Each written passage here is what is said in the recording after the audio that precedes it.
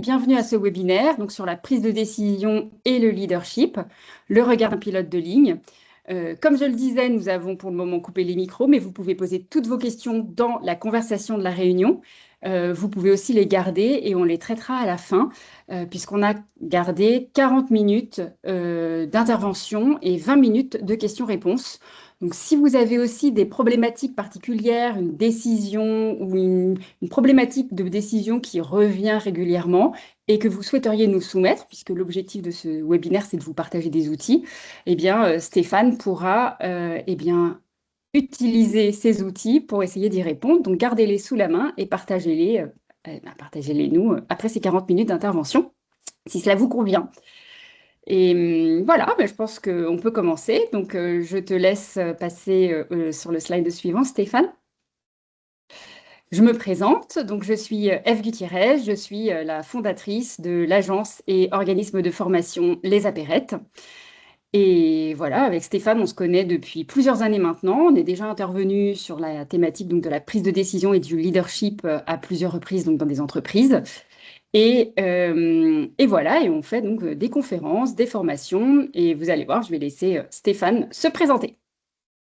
Je te remercie, Eve. Je m'appelle Stéphane Duprier. Je suis commandant de bord sur long courrier, dans les avions depuis plus de 30 ans.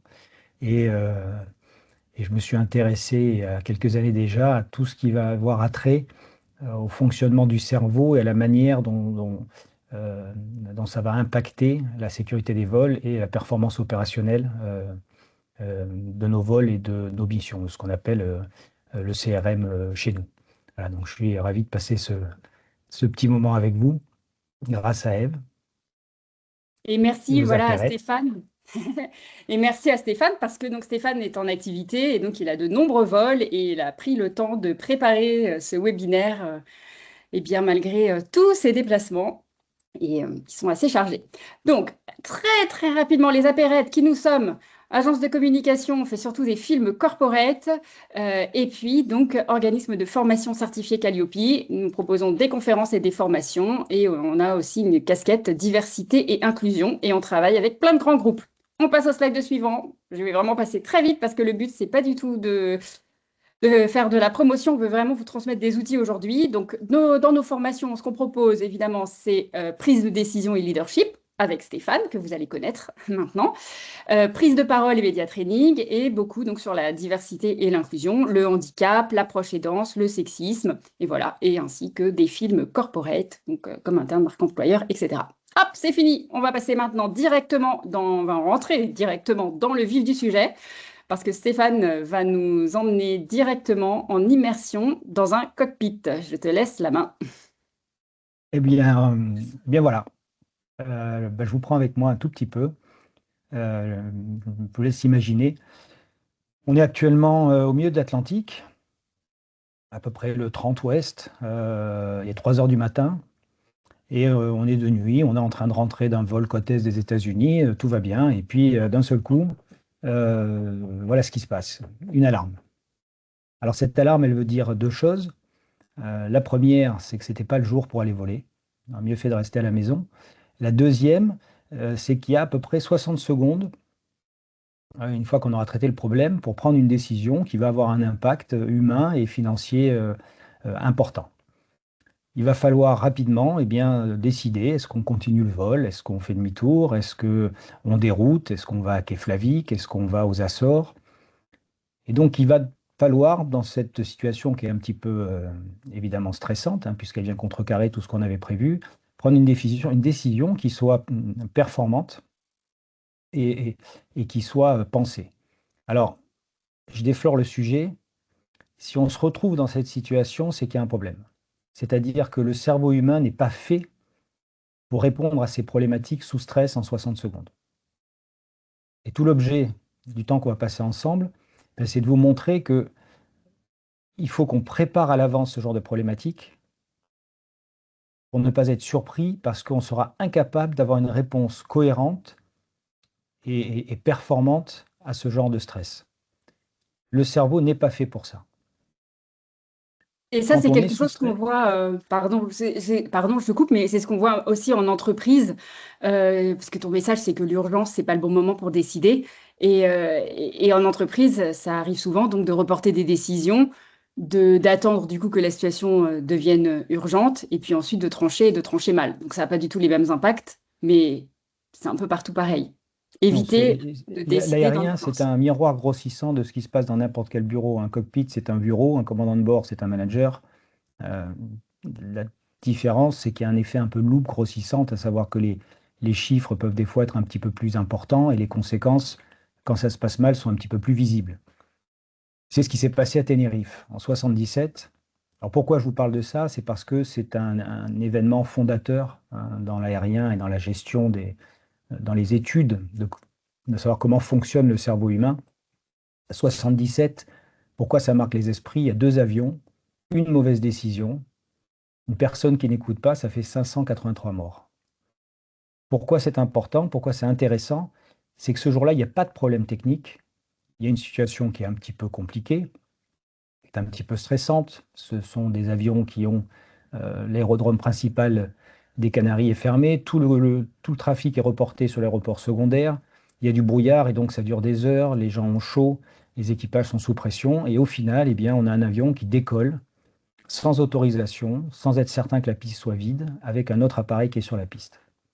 Et ce jour-là, ce qui va tuer ce jour-là, eh bien, c'est que c'est pas l'incompétence. On avait un équipage extrêmement compétent. Ce sont les certitudes, le silence, le dysfonctionnement, on va dire, du cerveau humain, les biais cognitifs. Et c'est un certain nombre de choses c'est à partir de ce moment-là, bien que l'aérien va commencer à s'interroger et se dire, mais qu'est-ce qu'on peut améliorer pour éviter ce genre de choses? Alors, on va bien parler de la prise de décision, qui est un enjeu majeur dans mon industrie comme dans la vôtre, évidemment. La prise de décision, c'est l'humain. L'humain, c'est faillible. Et à chaque décision, il y a des conséquences. Chaque décision a des conséquences. Chaque décision est un pari. Une décision, c'est un pari sur l'avenir. Quand il n'y a pas de doute, il n'y a pas de décision. Quand on décide, c'est qu'on choisit entre deux futurs potentiels. Et donc, mon métier, le métier de tous les commandants de bord et de tous les décisionnaires, quels qu'ils soient, eh bien, c'est de gérer des risques et de choisir entre ces deux futurs de la meilleure manière qui soit. Alors, première chose que je tiens à dire, c'est qu'il n'y a pas de bonne décision. Au moment où on prend une décision, il n'y a pas de bonne décision. Il y a une décision qui peut s'avérer bonne plus tard. Par contre, il y a des bons moyens pour prendre des décisions. Il y a des bons process. Et c'est ce que je vais essayer modestement de vous transmettre aujourd'hui, en tout cas en vous montrant ce qu'on fait nous et surtout pourquoi on le fait, essentiellement. Alors la question que vous pouvez vous poser, vous à titre individuel, déjà, c'est quels sont les contextes dans lesquels vous êtes le plus mal à l'aise pour prendre des décisions? Est-ce que c'est l'urgence, un contexte incertain, un manque d'information, une routine? Ça, ce sont des choses qu'on rencontre dans toutes les professions, dans tous les métiers, dans toutes les familles, dans toutes les prises de décision. Pour Vous pouvez nous, le mettre d'ailleurs dans le chat hein, s'il y a quelles situations. Dans quelle situation vous êtes le plus mal à l'aise pour prendre des décisions? c'est le quotidien. C'est c'est la base même du travail, l'urgence, le contexte incertain, la routine, euh, que ce soit des urgences d'un point de vue technique, que ce soit des urgences d'un point de vue opérationnel, c'est-à-dire que l'avion, lui, il avance.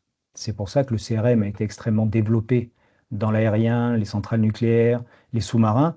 Ce sont des systèmes qui avancent en permanence et donc on ne peut pas mettre sur pause, on ne peut pas arrêter. Donc il faut, dans ces systèmes qui avancent, avoir des gens suffisamment solides et bien formés qui soient capables de garder la tête froide et de prendre les bonnes décisions au bon moment. Et l'aérien a formalisé ces contextes.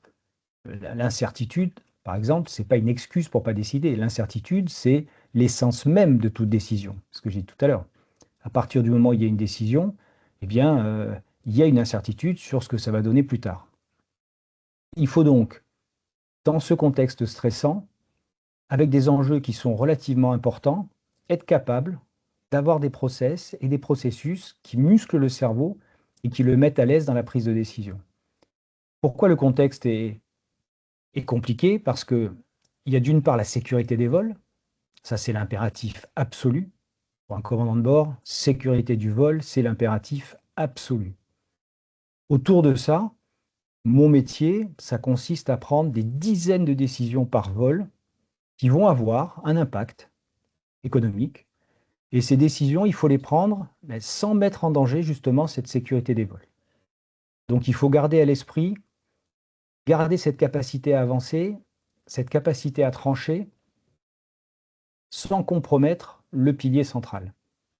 Alors ça va être des fois des petites décisions, combien on veut d'essence à l'arrivée. Un avion, pour qu'il ait 20 minutes d'attente supplémentaire à destination, eh bien, il faut transporter 300 kilos de carburant supplémentaire, ça va coûter 300 euros. Est-ce qu'il y a besoin de ces 20 minutes aujourd'hui? Peut-être que demain, il faudra 1 heure et demie. Et donc, à chaque fois, eh bien, ça a un impact. 200 euros, 300 euros. On demande des plateaux repas supplémentaires parce que il manque 5 plateaux repas. Est-ce qu'on met le vol en retard? Est-ce qu'on loupe un créneau pour 6 plateaux repas? Aujourd'hui, on peut, demain, on ne peut pas. Et à chaque fois, il faut se poser la question. On ne peut pas se permettre bon, ben, oui, on fait comme d'habitude, on laisse tomber. À ce niveau de responsabilité, on doit se battre sur chaque décision pour essayer d'aller chercher cette performance opérationnelle, d'aller chercher à chaque fois cette forme d'excellence économique pour, eh bien pour à la fois l'efficacité du vol et, comme je disais, la sécurité. Alors attends juste Stéphane, on voit, je veux bien que tu reviennes sur le slide précédent, mais on voit 30 millions d'euros, une erreur d'inattention. Est-ce que tu peux nous expliquer par exemple qu'est-ce que ça peut être? C'est quand on est sous pression, qu'on veut aller vite, on veut rattraper du retard qu'on a des fois que dans sa tête. Et une procédure de mise en route d'un avion, le repoussage mise en route d'un avion, c'est quelque chose de compliqué. Parce qu'il y a beaucoup d'intervenants au sol, il y a de l'humain près des moteurs, il y a beaucoup de choses sur les parkings. Et donc des équipages qui ont démarré trop tôt, qui ont commencé à rouler alors que le tracteur n'était pas parti. Ce genre de choses arrive régulièrement. Et là, vous abîmez un avion ou un moteur d'avion, c'est 10, 12 millions d'euros. Vous immobilisez un avion, vous avez les travaux dessus, ça monte 20, 30. Un avion qui est immobilisé ne vole pas, ne rapporte pas de chiffre d'affaires. Et donc, une petite erreur va rapidement avoir des conséquences économiques très fortes. Donc, il faut garder cette tête froide et il faut décider. Et décider, c'est compliqué. Penser que c'est simple, c'est une erreur. Décider, c'est quelque chose de violent. C'est courageux de décider. Quand on est nommé commandant de bord pour la première fois, c'est quelque chose de difficile. Difficile d'avoir les clés du camion quand il vaut 300 millions d'euros. Difficile de prendre des décisions. Difficile pour un manager qui vient d'être nommé à la tête d'une équipe.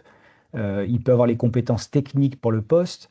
Si on ne lui a pas donné l'épaisseur bien pour décider, c'est quelque chose de violent de décider. C'est s'engager, c'est arbitrer, c'est se dévoiler, c'est dire qui on est.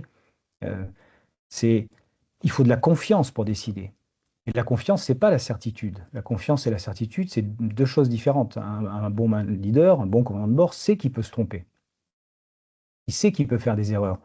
Pour autant, il faut qu'il ait confiance dans sa capacité à prendre ses décisions, parce qu'on ne peut pas ne pas en prendre. L'avion, lui, il avance. Et ne pas décider, c'est un peu laisser le vent décider à notre place. Nous, on est obligé d'arbitrer, obligé de décider. Oui, on attend ces plateaux, ou non, on ne les attend pas. Et Et on ne ça, peut c'est une pas se... chose qui arrive aussi, pardon, mais qui arrive aussi en entreprise. Sauf que nous, on peut ne pas décider et ça arrive parfois on construit même un climat où l'échec n'est pas forcément très bien vu ou toléré et ça incite à justement ne pas s'engager, ne pas prendre la responsabilité de prendre une décision, la diluer, refaire des réunions, enfin la repousser sans cesse. Et c'est pour ça un peu aussi qu'on tient à expliquer aujourd'hui pourquoi c'est important de se former à la prise de décision, oui, dans les avions, mais aussi évidemment dans le monde de l'entreprise. Bien sûr, reporter une décision, ça peut être une décision, mais il faut qu'elle soit construite. Ça ne peut pas être le fruit d'un renoncement. Parce que renoncer, c'est déjà une forme de décision que notre cerveau prend. Et ça, on ne peut pas se le permettre. Quand on ne décide pas, on peut se retrouver dans des situations comme il y a eu à Halifax en 98, où un équipage confronté à un feu, il a eu du mal à sortir de son schéma, de ses procédures. Les procédures, ça rassure. Changer complètement un vol, c'est déroutant, c'est difficile. Et au final, parce qu'ils ont retardé cette décision, ils ont fini malheureusement en flammes dans l'Atlantique, alors qu'ils étaient relativement proches d'un terrain. Mais alors, La attends, question, raconte c'est quand même, pourquoi? pardon, mais raconte quand même l'histoire d'Halifax, qu'on comprenne, même si on a dit qu'on allait vite arriver aux outils, mais c'est quand même un cas d'école, je crois, qui a permis à l'industrie aéronautique de vraiment se focaliser sur Il, le développement des soft skills. il a permis de s'interroger parce que bien évidemment, il y a des notions culturelles sur le respect des procédures, sur la culture dans chaque pays. On ne manage pas une équipe ou un équipage japonais comme un Coréen, comme des Latins, comme à l'époque des Suisses. Et donc, c'est vrai que on s'est interrogé sur le fait de savoir est-ce que un meilleur entraînement ou une meilleure capacité à faire fonctionner le cerveau aurait pu ramener cet avion au sol sachant que bah, sur la fin, alors que le feu était quand même conséquent, il se posait encore la question de savoir s'il vidangeait pas. Bon, là où, sans leur jeter la pierre, parce que j'aurais peut-être fait la même erreur, hein, c'est le but de l'aérien, c'est d'apprendre de ses erreurs, c'est pas de critiquer les collègues. euh, eh bien, ils auraient peut-être pu réaliser que c'était le moment de se jeter sur le terrain, et puis pour le reste, on verrait plus tard. Et pourquoi ils en sont arrivés là? Et c'est là la question, c'est que comme je l'ai dit, la décision, c'est un acte humain, donc c'est faillible. Et donc, c'est notre cerveau qui va être, on va dire, responsable. C'est notre cerveau qui fait les décisions. Et pour ça, il faut comprendre un tout petit peu son fonctionnement. Le cerveau humain va avoir deux modes de fonctionnement, globalement. Un mode automatique, euh, qui a des réponses pauvres, qui est très économe, qui est très rapide. C'est le mode de la vie de tous les jours. C'est 99% des décisions. C'est aussi le mode de la survie. L'homme, comme tout organisme vivant, eh eh bien, il y a deux choses fondamentales, c'est survivre et se reproduire. Et dans l'histoire de l'humanité, force est de constater qu'il y en a un qui est plus agréable que l'autre. Et survivre, c'est pas forcément quelque chose d'évident. Donc tout ce qui va être le doute va être potentiellement un danger.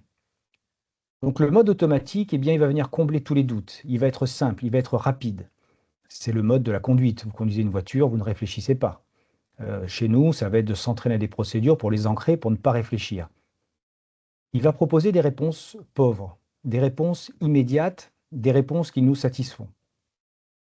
Le mode adaptatif, lui, c'est le mode de l'abstraction, du raisonnement. Par contre, il consomme beaucoup de glucides. Il consomme beaucoup d'énergie. C'est lui qui prend les décisions. Ce qu'il faut bien comprendre, c'est que quand on est sous stress, qu'on est fatigué, qu'on a faim, eh bien, c'est le mode automatique qui va proposer des solutions immédiatement. Ce n'est pas forcément les plus intéressantes. Or, tout l'intérêt, ça va être de trouver les moyens d'engager ce mode adaptatif. Je te donne un exemple tout bête. Vous êtes en voiture, vous roulez, vous pouvez avoir une conversation pendant des heures avec la personne qui est à côté de vous.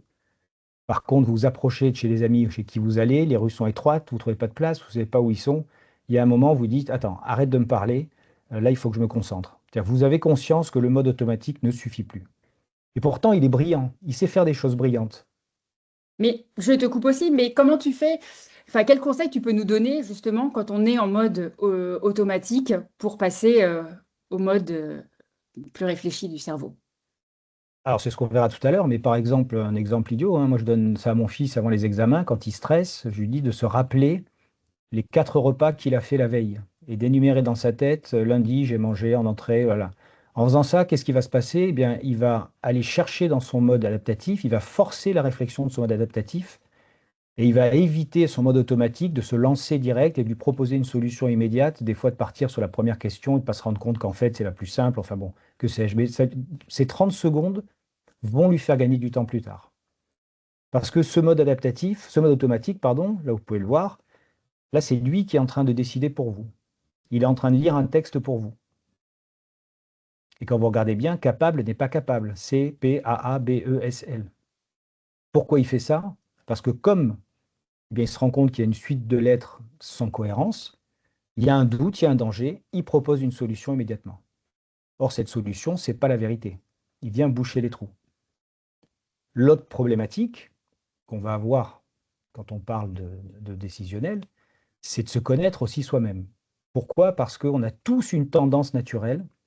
Alors, ces tendances-là ont été c'est la NASA qui a sorti ces profils-là dans une étude des années 80.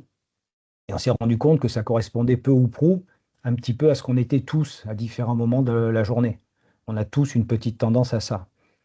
Et un bon leader, un bon commandant de bord, bon manager, il faut déjà qu'il se pose la question de savoir qui il est. Quelle est sa tendance naturelle? Quel est son penchant? Pourquoi? Parce que on a vu que le cerveau allait proposer des solutions, et en fonction du caractère de chacun, eh bien, ça va amener différents biais cognitifs, et ces biais, eh bien, vont être, on va dire, plus ou moins forts chez certains, plus forts chez certains que chez d'autres. Donc là, il y a des biais qui sont extrêmement puissants dans l'aérien, qui impactent beaucoup le statu quo, l'ancrage, l'escalade d'engagement, le cadrage serré. Euh, Chaque industrie, chaque service va avoir certains biais qui vont être plus marqués que d'autres. Dans des services où il y a une culture forte de la hiérarchie, le biais d'autorité sera très fort. Euh, D'autres endroits, c'est le biais de statu quo.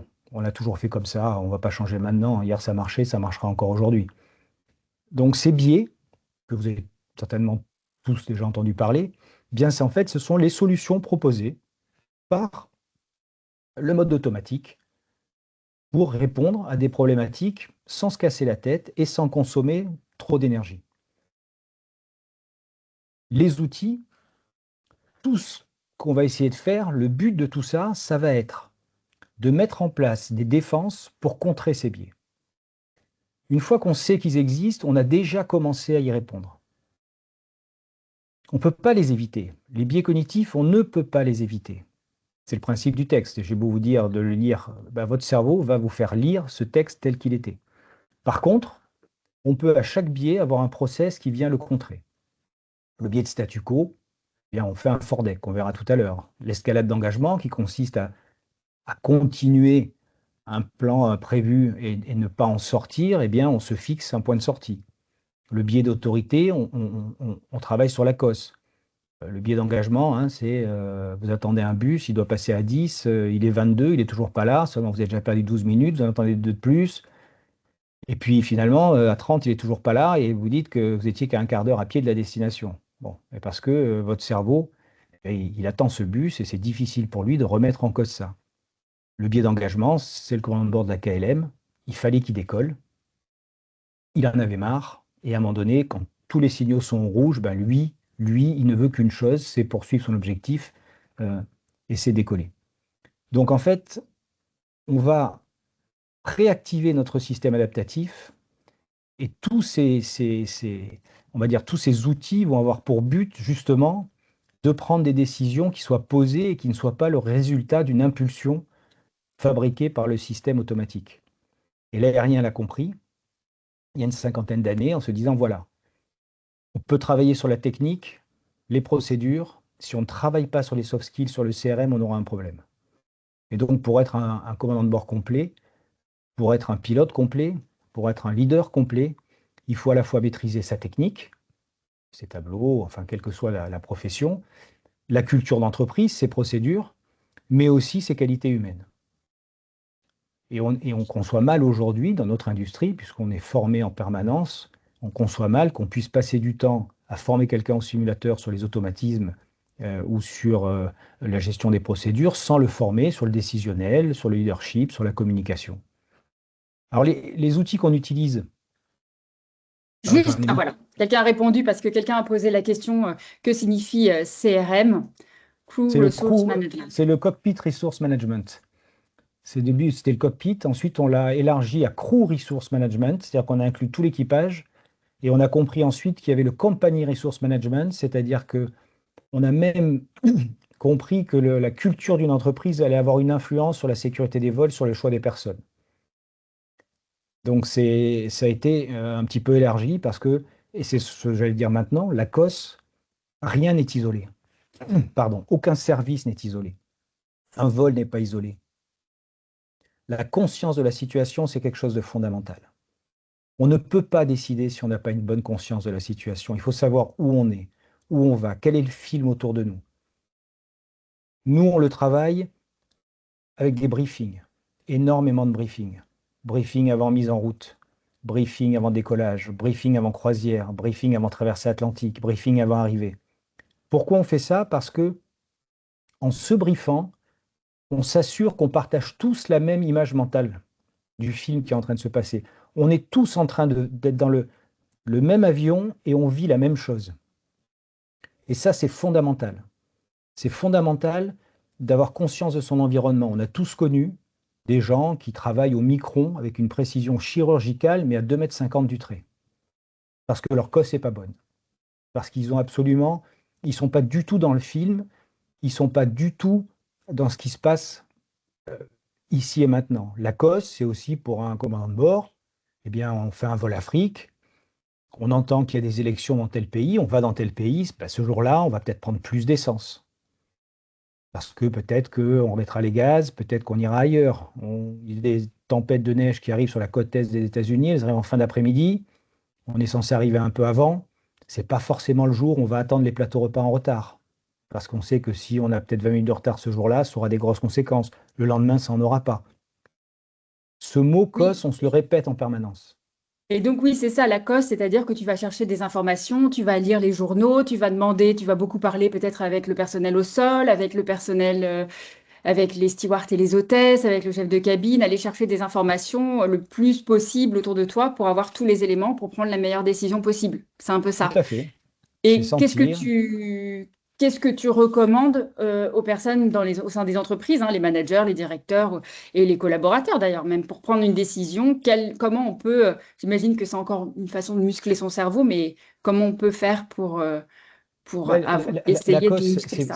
c'est pas, ça ne permet pas de prendre des bonnes décisions, c'est ce qui va être le ciment pour les prendre derrière.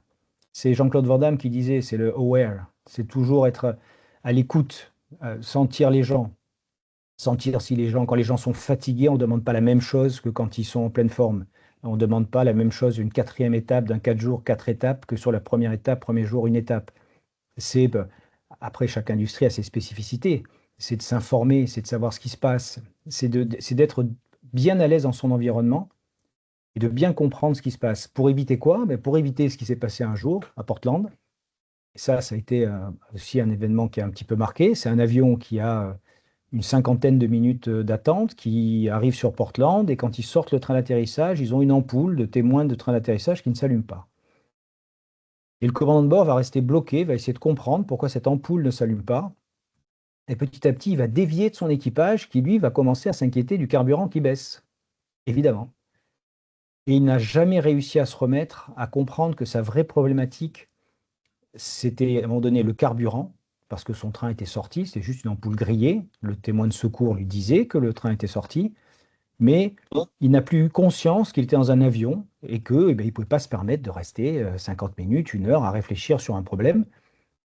Il a perdu de vue, en fait, ce qui se passait. Il a aussi perdu de vue les signaux faibles, parce que les membres d'équipage lui ont dit régulièrement tu as vu le carburant? Et lui répondait oui, oui, sans regarder. Et donc, il se retrouve complètement décalé de ce qui est en train de se passer. L'autre outil qu'on utilise beaucoup, qui paraît Attends, je reviens évident. juste sur le slide précédent. C'est-à-dire qu'en fait, c'est une ampoule qui ne fonctionnait pas. C'était l'ampoule du train d'atterrissage qui ne fonctionnait pas. Le train d'atterrissage était sorti et en essayant de comprendre pourquoi cette ampoule n'était pas allumée, il a fini par Tomber ne en panne plus avoir d'essence dans une d'essence zone résidentielle. et se Exactement. cracher. Exactement. Voilà, voilà, donc il était Il est focalisé sur une mauvaise tâche, il perd la conscience de ce qui est important et ce qui ne l'est pas. Et en fait, son cerveau, puisqu'il est rentré dans cette recherche de panne, eh bien, tout le reste, il l'oublie et il est incapable de sortir de cette problématique. Pour éviter ça, l'escalade d'engagement, on a le plan B. Alors ça, le plan B, c'est quelque chose d'extrêmement puissant, ça paraît évident. Nous, on le martèle. Quand un commandant de bord est formé, quand il propose quelque chose, quel est ton plan B? Quel est ton plan B? Quel est ton plan C? Quel est ton plan B? Pourquoi c'est important? Parce qu'à partir du moment où on a un plan B, on évite l'escalade d'engagement. On se donne une porte de sortie, on se donne un point de sortie. Et ça, c'est fondamental chez nous. On va quelque part, on a forcément un terrain de dégagement, on nous met dans la tente, on n'a pas prévu, on fait un point carburant, on décide, on fait un petit deck et on se dit, voilà, au bout de telle heure, si on n'a pas ça, alors on fait ça. Et c'est nous qui menons le jeu. C'est nous qui fixons notre butée, notre plan B. On évite de se retrouver comme des équipages qui se sont fait trimballer à droite, à gauche par des contrôles aériens et qui au final se retrouvent en urgence parce qu'ils n'ont pas su quelles étaient leurs stratégies et quel était leur plan B. Ça, c'est quelque chose de très important. On ne prend pas une bonne décision si elle oblige à aller jusqu'au bout. Tout le monde n'est pas Cortès, on ne brûle pas ses bateaux. Donc le fait d'avoir systématiquement un plan B, bien, ça évite de se retrouver comme cet appareil qui a eu un petit souci à Singapour. Alors ça, c'était intéressant. Ils arrivaient à Singapour, qui est sur le haut d'image qu'on ne voit pas, il y avait des orages. Et eh bien, ils ont décidé de partir à leur dégagement, qui était Batam, qui est 40 km au sud. Donc, ils tournent dans la tente à Batam. Et au moment où ils commencent leur approche, les orages commencent à se rapprocher de Batam. Donc, il fait une approche précipitée. Ils la ratent. L'orage se rapproche encore, le vent force. Alors là, ils en font une deuxième, encore sous précipitation. Ils la ratent. Et puis, le vent tourne, parce que dans les orages, le vent tourne. Alors, ils essaient dans l'autre sens. Ils perdent de vue qu'à Singapour, il n'y a plus d'orage, en fait. Mais ils sont partis sur Batam, ils sont restés sur Batam, et finalement, ils se posent à la quatrième tentative avec, on va dire, plus beaucoup. Ils avaient sans doute même pas de quoi remettre les gaz une cinquième fois. Ils n'ont jamais été capables d'avoir ce fameux plan B, de dire, voilà, on part à Batam, on fait 2 tentatives, si ça ne marche pas, on revient à Singapour, et de remettre en place un raisonnement qui soit cohérent. Donc le fait à chaque fois de se dire, voilà, on a plusieurs possibilités, à chaque possibilité, on a un plan de secours, ça va éviter de s'enfermer dans quelque chose qui est définitif.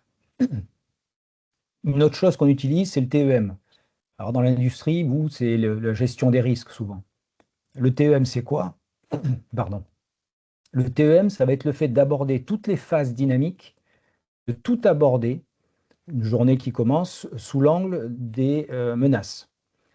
On va lister les menaces, on va les identifier à plusieurs, donc ça permet aussi de constituer l'équipage, d'englober tout le monde, hiérarchiser ces menaces et à chaque fois proposer quelque chose pour contrer la menace.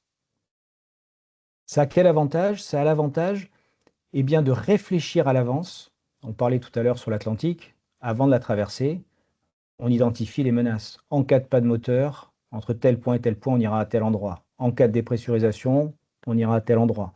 En cas de problème médical, on ira à tel endroit. Parce que ce n'est pas quand l'alarme va sonner qu'il va falloir se poser la question. On va le faire à froid. Quand on décolle d'un terrain, on décolle d'Atlanta et des orages. Quelles sont les menaces? Il pleut, on a calculé piste mouillée. Il y a des orages, on a mis le radar. Si on a un wind shear, un cisaillement de vent, on fera telle procédure. Le fait, à l'avance, d'anticiper tous les problèmes potentiels, ben, ça fait que la décision que vous aurez à prendre sous stress, elle aura déjà été prise. Dans un avion, quand il y a une urgence, c'est pas là où on décide. Là, les constructeurs ont prévu des procédures, on fait des manœuvres d'urgence, on applique, on ne décide pas. Une fois qu'on l'a fait, on prend le temps de poser la stratégie ou la tactique derrière. Et c'est Est-ce que exactement la même tu, chose.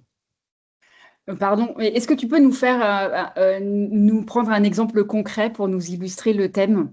Un thème concret, comment tu fais concrètement pour identifier les risques, les hiérarchiser, enfin en passant par toutes les étapes, qu'on se rende bien Ce que je t'ai compte? dit, on commence tout briefing par ces deux mots-là, contexte, menace. Contexte, c'est la COS, menace, c'est le TEM. On s'installe dans le cockpit, on dit, écoute, contexte, menace.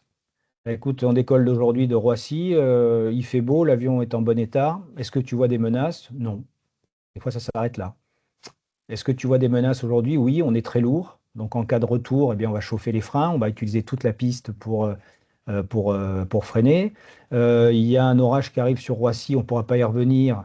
Euh, on ira à Orly. En cas de feu moteur, on demande directement un cap sur Orly. Donc, on liste les menaces potentielles et on met en place une solution. Ça, c'est fondamental parce que si on les liste pour dire, bon, il y a un risque et qu'on ne propose rien derrière, ça va poser une problématique. Donc, chaque phase, on commence avec chaque briefing commence avec ces mots-là. Contexte, menace. Et c'est la même chose on peut le faire sur une réunion de famille. Hein. Une réunion Allez, de oui. famille, contexte, menace. Tiens, on va à Noël, on retrouve la belle famille, menace, le beau-père, il va encore me poser des questions qui vont me mettre mal à l'aise. Je sais que je me prépare à l'avance, ça évitera de s'énerver quand la question arrive et de quitter la table et de gâcher le repas, par exemple. Voilà. C'est le fait de préparer son cerveau à ça. L'autre Ok. outil qu'on Et utilise, avant que tu oui, passes à ça, une question, parce qu'on voit là, tu as parlé de plusieurs outils, donc la conscience de la situation, le plan B, le thème pour le traitement des risques. Est-ce que toi, donc tu es quand même surentraîné, ça fait 30 ans que tu pilotes, est-ce que tu te fais encore avoir parfois par les biais? oui, bien sûr. Bien sûr, ça m'est arrivé il y a allez, c'était il y a un mois et demi. On partait, je ne sais plus où, et un roulage très long, un départ compliqué, on avait un créneau de décollage. Et au moment de s'aligner, alors qu'on était 12e, ça fait un moment qu'on attendait de décoller, parce que décoller pour un pilote, c'est le salut, hein. C'est le moment où, ça y est, on a quitté le sol, on a quitté les emmerdes, pour ainsi dire. Et on m'appelle de l'arrière, on me dit, il y a un problème, Stéphane, en business, on doit avoir 48 personnes, c'est plein, et il y a un siège de vide, quelqu'un a disparu. Ah, alors là, c'est pas prévu comme ça. Mais le contrôleur m'appelle à ce moment-là, il me dit, écoutez, vous êtes autorisé à l'alignement de décollage. Bon, mais je dis, et je lui réponds, parce que je suis à la radio, je lui réponds, eh bien, on s'aligne, on décolle, et je dis au copilote, bon, on triera ça plus tard, on verra ça plus tard. Et là, le troisième pilote derrière me tape sur l'épaule et il s'approche un peu et il dit, écoutez, ça m'ennuie un petit peu, c'est pas, on ne peut pas partir sans savoir où il est. Et bien là, il a Ouais, il raison. manque un passager. Il manque un passager. Il a raison. Et moi, je suis dans mon biais d'engagement, je suis comme le commandant de la KLM. Je suis pris par mon projet d'action qui est de décoller. Il faut qu'on décolle dans les 2 minutes. Ça fait 40 minutes qu'on est focalisé sur ce décollage. Et je n'arrive pas à prendre le recul. Et c'est lui qui vient. Parce que je sais aussi faire en sorte que les gens osent parler. Il tape sur l'épaule et il dit en gros, non, je ne suis pas d'accord. Il a raison. Voilà. On est sorti, on a réglé le problème. Et puis on a redécollé un quart d'heure après. En tout état de cause, ne pas prendre ce quart d'heure pour résoudre ce problème, c'était une erreur. Ça aurait été une erreur. Bon, il s'est avéré que non, parce que si on avait décollé, on a retrouvé le passager après, hein, Qu'est-ce pour qui la s'était petite passé? histoire. Ouais. Eh bien, il trouvait que les sièges en éco étaient, cabine économique étaient plus jolis et avaient l'air plus confortables, et il avait décidé de s'installer en classe économique alors qu'il avait payé un billet business. Bon, le monde est ainsi merveilleux. Voilà, donc on a eu un peu de mal à le retrouver, mais tout ça pour dire qu'il avait raison. Et ce qu'on a fait, on a fait ce qu'on fait là, un Fordec. Alors le Fordec, c'est quoi? C'est puissant, un Fordec, parce que c'est la verbalisation, c'est un filet cognitif qui permet de valider et de faire adhérer des équipes à un processus décisionnel. Alors, vous voyez ce qui est marqué, hein, fait, option, risque, décision, exécution, contrôle, avec au milieu, évidemment, le sablier.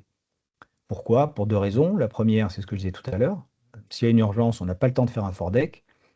Et quand on en fait un, eh ben, si on a 2 minutes, on en fait un court. Si on a 15 minutes, on en fait un long. Plus ou moins exhaustif en fonction du temps qu'on a. Et on revient sur la cosse. Savoir s'il ne reste plus que 5 minutes d'attente d'essence, le Fordec, on le fait en 2 minutes. Il faut décider rapidement. Si on a 50 minutes, on peut prendre 15 pour le Fordec, ou un petit peu moins. Alors ça va consister à quoi? Eh bien, ça va consister à, eh bien, on voit dans l'ordre. Alors ça paraît très scolaire, hein, mais à force d'en faire tous les jours, ça devient une machine, une gymnastique intellectuelle. Les faits, objectivement, très difficile d'avoir des faits objectifs. On a tendance, le biais de cadrage serré, comment dire, hein, qu'est-ce qu'on fait? On va au restaurant italien qu'on adore, on mange vachement bien, ou on essaye le nouveau qui a l'air pas terrible? Bon, déjà là, on a répondu à la question. Non, on va manger à l'italien ou on va manger au chinois. C'est factuel. Donc les faits, pour nous dans un avion, on a perdu le système hydraulique, on a toutes les commandes de vol, l'électrique fonctionne, on a 4 heures de carburant, et les terrains à 1 heure sont tous accessibles niveau météo. Ça, c'est des faits. Quelles sont les alternatives? Eh bien, on peut aller à tel endroit, tel endroit, tel endroit, tel endroit. Risques et bénéfices, là, on commence à lister les avantages et inconvénients de chaque chose. Tel terrain, la piste est longue, elle est belle, mais il n'y a pas d'hôtel. Tel terrain est un peu plus compliqué, mais on peut héberger les passagers. Tel terrain, c'est un pays qui va être compliqué sur les visas. Tel endroit, voilà. On liste tout et ensuite on décide. Dans la décision, et c'est en ça que le Fordec évite le statu quo, on a une problématique, on lance un Fordec. Il y aura forcément une solution qui va émerger, qui peut être, pour l'instant, on touche à rien, on se redonne 20 minutes de plus pour voir. Aussi, on peut reporter, mais c'est le fruit d'une décision. Dans la décision, le plus important, c'est qu'on fait décider celui qui est le moins gradé en premier. Enfin, il va proposer sa décision en premier. Donc, quand j'ai des Fordec qui concernent tout l'équipage, je demande à l'hôtesse étudiante, par exemple, je dis voilà, qu'est-ce que toi tu ferais? Pourquoi? Parce que ça va me donner un éclairage différent. Au final, c'est moi qui décide, je suis le décisionnaire, j'assumerai la décision, mais je veux avoir l'avis de tout le monde. Si je parle en premier, et que je lui dis, voilà, je vous propose, on va aller à tel endroit, parce qu'il est vachement bien, bah, ça va clore un peu le débat. C'est pas elle qui va me dire, non, non, vous vous trompez, commandant, vous faites une connerie. Elle va, à forte chance qu'ils disent, oui, oui, effectivement. Même chose pour un OPL. Alors, il y a des gens qui vont, plus de bouteilles, dire non, c'est pas terrible, d'autres. Mais le fait de faire parler dans l'ordre inverse, je crois que c'est Jeff Bezos qui fait ça aussi, hein, qui le théorise, eh bien, ça permet de faire ressortir toutes les richesses d'un équipage. Un équipage qui se tait, c'est pas un équipage, c'est un public. Quand lors de la KLM, il n'avait plus un équipage, il avait un public qui acquiesçait ses décisions. Une fois qu'on a décidé, ben, comment on le fait? C'est aussi important. Parce que malheureusement, combien de décisions sont prises, et si on ne vérifie pas qu'on peut réaliser la décision qu'on a choisie, ben, ça ne sert à rien. Et ensuite, on vérifie, on re-challenge. C'est exactement ce qu'aurait dû faire l'équipage de Singapour. Ils prennent une décision et un quart d'heure après, il peut s'avérer que cette décision soit mauvaise. Donc cet outil, ce Fordec, eh bien, en le réutilisant régulièrement, en se forçant à le faire, eh bien, on muscle son cerveau à ne pas se faire emporter par ses biais cognitifs. Et ça, c'est fondamental. Et ça, ce que tu dis, c'est que, par exemple, aussi, les Fordec, vous en faites vraiment plusieurs fois par vol. Vous en faites, même dans ta vie privée, tu peux pas t'empêcher de faire des Fordec pour des Alors, décisions, même oui, pas je l'ai forcément fait importantes. de manière restreinte, hein, je l'ai fait de manière restreinte, mais ça revient toujours à faire ça, à se remettre, à être capable d'avoir les faits objectifs, à mesurer les risques de chaque décision. Bon, on a tendance, nous, à en faire tellement que des fois, on croise un collègue au petit déjeuner, on lui dit, ah, tiens, j'hésite entre ça et ça, entre les œufs et les légumes, et première chose qu'il va répondre, c'est, bah, fais un Fordec. Voilà. Alors, c'est un petit peu exagéré, certes, mais ça montre à quel point, en fait, on muscle son cerveau, on travaille son cerveau à être capable de ne pas répondre à ses impulsions automatiques, mais d'aller chercher à chaque fois la réponse, la décision la plus performante. Et ça permet vraiment de gagner en leadership parce que quand on est fort sur ses bases et que les gens ont confiance dans son décisionnel, eh bien automatiquement ils suivent. Alors les quelques points clés avant de finir, là c'est un petit peu la reprise de ce qu'on a dit, l'anticipation, c'est la COS, le TEM, c'est de voir à l'avance, la verbalisation, le fait de dire on fait un fort deck, on parle, on va déjà enclencher ce mode adaptatif, ça va permettre bien de brancher ce système 2, impliquer, on a besoin de toutes ces équipes pour décider. Le commandant de bord, comme toutes les personnes qui sont en position de décision, sont seules. La décision, c'est la solitude. Au final, on tranche, on assume. Et on est seul à la fin. On est seul au moment où on prend la décision. Mais on a besoin des autres pour prendre la décision. Et souffler, ça, c'est assez fondamental. J'espère que vous l'avez bien saisi. En tout cas, j'espère bien fait passer le message. S'il y a une urgence, il y a une procédure. S'il n'y a pas d'urgence, il y a le temps. Un collaborateur qui va rentrer dans un bureau en disant, tiens, est-ce que je peux prendre la voiture direction cet après-midi? Il y a toujours le moment de lui dire, écoute, laisse-moi 2 minutes, je finis quelque chose, je te réponds dans 2 minutes. Voilà, ça gagne du temps et ça permet de faire un process et de réfléchir. Votre fils descend les escaliers, je sors avec des copains ce soir, je peux. Si vous répondez instantanément, une chance sur deux que vous regrettiez votre réponse 10 minutes plus tard. Dire, ah ouais, peut-être qu'il aurait pu y aller, ou je ne sais pas. Dire, écoute, laisse-moi 5 minutes, on verra ça tout à l'heure. C'est pas reporter, c'est se donner le temps. On voit des Et fois ça, les c'est gens aller quelque trop chose. vite. Mais vous aussi, par exemple, quand vous devez réagir, prendre une décision quand même assez rapide en vol, je crois qu'il y a une des astuces aussi qui est de mettre, enfin, de s'asseoir sur ses mains. C'est Oui, ça? c'est les Anglais qui disent ça, oui, ça veut bien dire ça, c'est sit on your hands. Quelque chose se passe, première chose à faire, sauf si c'est une manœuvre d'urgence définie par le constructeur. Il y en a 5 hein, ou 6 selon Boeing, Airbus, bon, je ne me souviens plus les autres types d'avions que j'ai pu faire, mais voilà.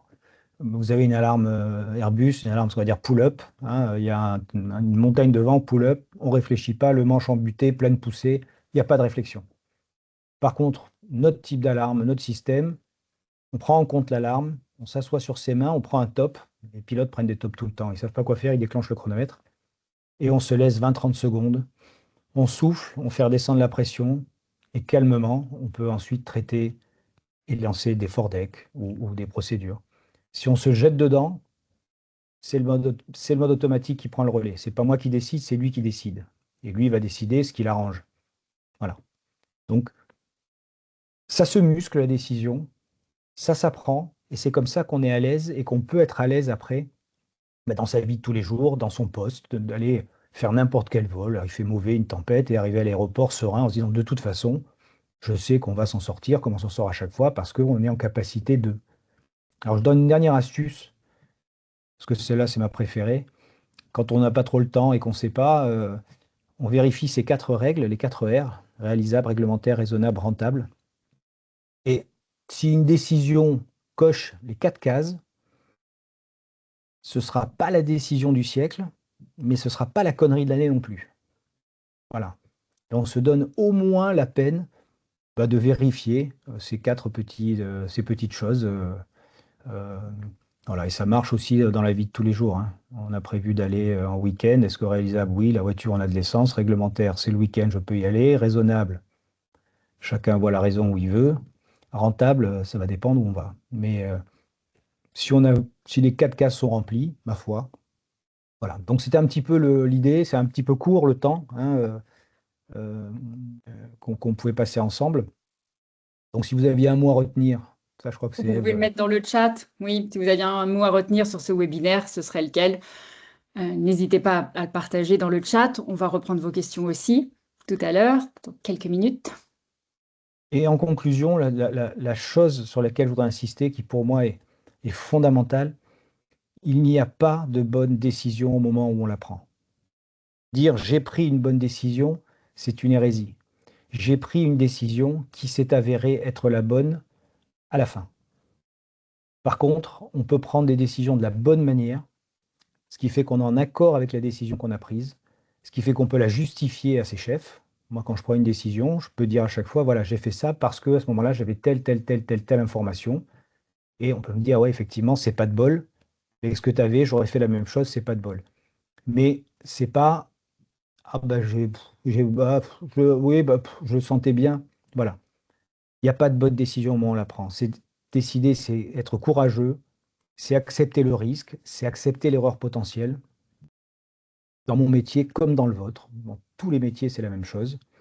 Par contre, on peut muscler et travailler cette capacité comme on travaille ses connaissances sur Word, sur Excel ou sur la comptabilité. Voilà. En tout cas, j'espère que vous avez passé un petit moment agréable. C'est toujours difficile dans un temps court d'essayer de faire partager quelque chose comme ça. Et je laisse la parole à Ève. S'il y a des questions, je serai à votre Oui. disposition autant que vous le souhaitez. Eh bien, merci encore Stéphane. Voilà, donc si je peux résumer, ce qu'on a appris, c'est que tout ce qu'il faut éviter, c'est de prendre une décision tout seul, dans l'urgence, et en laissant son cerveau faire des raccourcis. Donc, c'est-à-dire que, voilà, comme tu le dis si souvent, j'aime bien cette citation de Stéphane, hein, on ne n'est pas décideur, on le devient. Donc, l'idée, c'est de décider avec méthode. Et effectivement, qu'on puisse justifier nos décisions. Et avant de répondre aux questions, juste une petite phrase. Effectivement, on fait avec Stéphane des interventions en entreprise parce que c'est un vrai sujet de déjouer les biais cognitifs et puis d'utiliser des outils pour la décision. Et voilà, on peut intervenir en entreprise auprès des managers, des collaborateurs, des dirigeants sous plein de formats et faire des ateliers Fordec, des ateliers thèmes, COS, etc. Et voilà, et l'idée, c'est d'éviter eh bien, de prendre des décisions au feeling parce que ça a un sacré coût pour les entreprises. Aussi, du coup, ça encourage l'intelligence collective et puis la responsabilité, la responsabilisation des équipes. Alors, je vous propose de répondre à vos questions maintenant. Je me mets dans le chat et je vais les reprendre depuis le début. Hop. Alors, donc, la première qualité, ça c'est Lana qui nous dit la première qualité à avoir pour être capable de prendre une décision, est d'avoir d'abord confiance en soi ou un esprit très rationnel qui n'a pas forcément confiance en lui peut aussi être capable de prendre une décision. Alors, je pense que c'est d'abord l'esprit. Alors, j'aime pas le rationnel, pas rationnel, parce que c'est un peu réducteur. Et il y a des gens qui vont être plus ou moins cartésiens, d'autres un peu, on va dire, un peu plus. Chacun est différent. Par contre, la méthodologie, elle, va permettre, quelle que soit la personne qu'on a dans l'équipage, d'avoir le même process de décision. Et la confiance, elle vient ensuite. Parce qu'on peut être rationnel tout ce qu'on veut. La première fois, on est commandant de bord, on vous dit, voilà, on vous donne les clés du camion, vous partez avec, vous êtes confronté à un problème. Euh, c'est pas simple.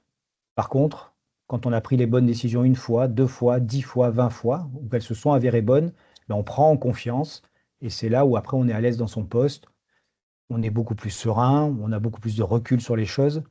Mais je ne pense pas que la question se pose de savoir si tel ou tel cerveau est plus adapté. On a nos défauts, on a conscience chacun. Moi, naturellement, je suis plutôt sous stress impulsif. Si je suis fatigué, je vais essayer de répondre tout de suite à quelque chose. Et alors que ben, je sais qu'il faudrait que je fasse plutôt quelque chose inverse. Et oui, c'est ça. Et donc, pour le monde de l'entreprise aussi, c'est à partir du moment où on peut justifier, comme tu le disais depuis le début, hein, il n'y a pas de bonne ou de mauvaise décision, mais en tout cas, au moins, si on peut justifier le process qui nous a amené à prendre cette décision en expliquant les faits au moment de prendre la décision, déjà, on peut difficilement nous le reprocher. Tout à fait. Et je vois une question là, Ève, Oui. euh, d'Éléonore. Quelle est votre hygiène de vie? Ça a l'air bizarre comme question, j'en suis sûr, mais j'ai le sentiment d'avoir toujours été moins bonne dans la prise de décision quand mon hygiène est moins bonne et quand je suis plus fatigué. Alors, la réponse est évidemment oui. C'est ce qu'on disait tout à l'heure sur les deux cerveaux. Le mode automatique consommant beaucoup moins de calories, à partir du moment où le corps sait qu'il est fatigué, il va avoir beaucoup de mal à mettre en route le mode adaptatif et le mode de la décision. C'est ce que les Anglais ils disent pay attention. Pay. Il faut que tu payes pour te concentrer. Donc, évidemment, on prend beaucoup plus difficilement une bonne décision un vendredi soir à 4 heures du matin à jeun qu'un lundi à 10 heures après une bonne nuit de sommeil en début de semaine. Et ça s'explique parce que, eh bien, ce mode automatique, quand on est fatigué, quand on est là, sous stress, c'est là où on va prendre les décisions bah, du style, oh, on va pas s'emmerder, on va faire comme d'habitude, écoute, laisse tomber, on verra ça plus tard. Voilà, ça c'est du système 1 qui dit, il y a doute, on s'ennuie pas, je donne une réponse simple, automatique. Là où normalement, eh bien, il faudrait dire, allez, allez, on s'y met, on va réfléchir, et ça consomme de l'énergie. Et dans notre profession, c'est compliqué parce qu'on travaille toujours à 4 heures du matin, on travaille toujours en décalage horaire, toujours dans un environnement bruyant, donc le risque est encore plus multiplié, j'allais dire.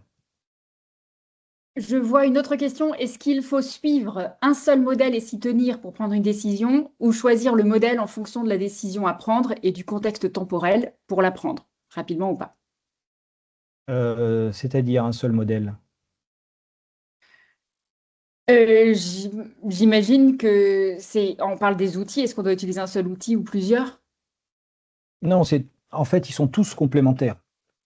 Ils sont tous complémentaires parce que c'est de dire que la prise de décision, c'est une discipline à part entière.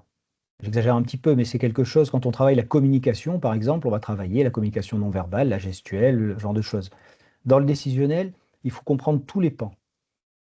Et donc, on peut faire le meilleur Fordec du monde, si la cosse n'est pas bonne, le décisionnel sera mauvais, parce qu'on va décider sur des mauvaises bases.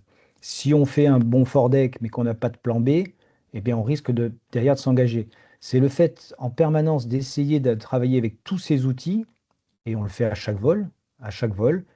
On a un plan B, par exemple, quand on rentre sur Roissy, le plan B, c'est Orly. Quand il fait très beau à Roissy, eh bien pour économiser, non pas de l'essence, mais si on a eu besoin d'accélérer le vol, qu'on a consommé un peu plus, eh bien on dit ben, Roissy devient notre deuxième plan B parce qu'il y a quatre pistes, deux au nord, deux au sud, donc on n'a plus forcément besoin d'aller à Orly, et il fait beau. Donc on réajuste en permanence le Fordec, on réajuste le TEM, parce qu'on dit si on reste à Roissy, si un avion a un problème sur la piste, qu'on n'a plus qu'un doublé de perdu, à ce moment-là, peut-être qu'avant, on retourne sur Orly.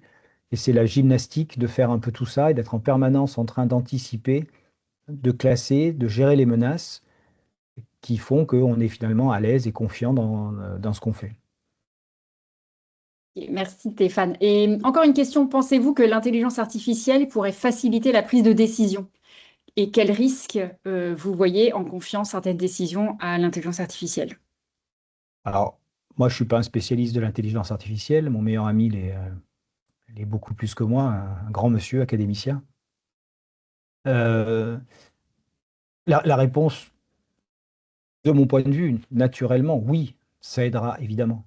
Ça aidera évidemment parce que l'intelligence artificielle qu'on connaît aujourd'hui, elle est encore balbutiante. Ce qu'elle sera dans 3 ans, vu la rapidité à laquelle ça évolue, fait que ça va certainement aider justement dans les prises de décision, dans les Fordex, c'est-à-dire que les informations seront triées en une fraction de seconde, là où maintenant il nous faut 10 minutes pour prendre les informations, savoir sur quel terrain, telle piste. L'avion sera certainement capable de dire, voilà, tant de passagers, tant d'hôtels, si vous avez un problème, c'est ici qu'il faut aller. Donc c'est évident que, comme dans beaucoup de métiers, la vague de l'intelligence artificielle aura des répercussions dans le décisionnel, comme dans d'autres domaines. Mais là, ça n'est que mon avis personnel. Je n'ai pas assez ni de recul ni de connaissances pour répondre parfaitement à cette question-là. Très bien, merci beaucoup. Est-ce que vous avez d'autres questions? N'hésitez pas. J'ai balayé aussi les mots. Merci beaucoup, hein. Donc je pense on voit que vous avez trouvé le webinaire inspirant, instructif. Certaines personnes demandent aussi si on peut avoir. Ah oui, je recommande Florence Maurice. Je recommande les interventions en entreprise chez les Fnac Darty. Nous sommes intervenus 2 fois d'ailleurs chez Fnac Darty. Donc voilà, ceux qui demandent si c'est transposable en entreprise et s'ils peuvent avoir des présentations, envoyez-moi des mails. On va évidemment vous répondre et oui, vous envoyer des choses. Et surtout, on peut faire, voilà, comme je vous le dis, des ateliers. On peut créer des ateliers sur mesure pour vos dirigeants ou vos équipes, les collaborateurs aussi, hein, et les managers pour faire voilà, des conférences, des formations, des ateliers sur les biais, les outils. Voilà, avec Stéphane, on sera très heureux. Et en ce qui Et me bien, concerne, moi, d'échanger avec vous. je suis passionné par ça. J'aime mon métier passionnément, j'aime transmettre. Donc, n'hésitez pas, si vous avez des questions plus tard, n'hésitez pas à les faire passer, à me les envoyer. Je répondrai à vos questions même dans 7 jours, dans une semaine. C'est la même chose d'ailleurs. Quelques jours, dans une semaine. Voilà, n'hésitez pas. Une question quelle qu'elle soit, je me ferai un plaisir d'y répondre. Voilà, et de partager avec vous ce sujet qui, moi, me passionne et l'appliquer à l'aérien que je trouve passionnant. Et c'est sincère parce que depuis qu'on se connaît, depuis plusieurs années, c'est ce que Stéphane me répète en boucle, c'est ce qui me passionne, c'est de transmettre, vraiment. Donc c'est pour ça aussi qu'on fait ce genre d'intervention. Est-ce que vous avez d'autres questions? Euh, j'ai pas l'impression. En tout cas, on a Ben plein non, de messages sympas qu'on se fera un plaisir de relire c'est l'heure de retourner, tranquillement. disait Canal+, il est temps d'éteindre son écran et de reprendre une activité normale, non? C'est pas ce qu'il disait à Voilà, d'aller l'époque. certainement à un autre rendez-vous, j'imagine, à une autre réunion. En tout cas, un grand merci d'avoir participé à ce webinaire. On est vraiment ravis de vous avoir eu avec nous. Et puis, n'hésitez pas à nous contacter avec grand plaisir, que ce soit Stéphane ou moi. Et bah, à très vite alors. Merci à vous. Au revoir tout le monde. Au revoir.